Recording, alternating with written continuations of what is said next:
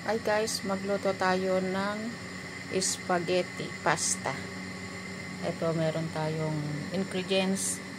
Nag-add lang ako ng ingredients guys, pero actually ang lalagay dito ay mga button mushroom and may cheese siya, kaso wala tayo nun. Kaya kung ano yung nandito, ayun na lang gawin natin. So yan guys, may onion, may 3 kinds of bell pepper, garlic, saka ito yung merong cream of mushroom. Ito yung ano natin, yung pasta.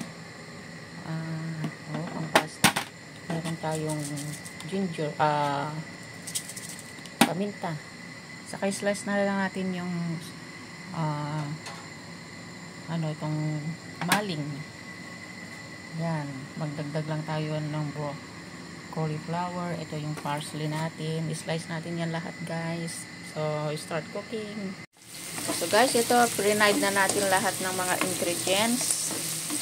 Yan. Tapos, lagyan natin ng paminta.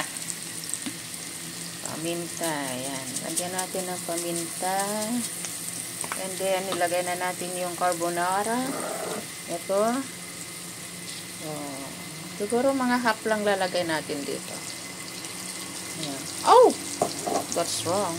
Ay, hindi. Yan guys, tapos itong ating Campbell's cream of mushroom.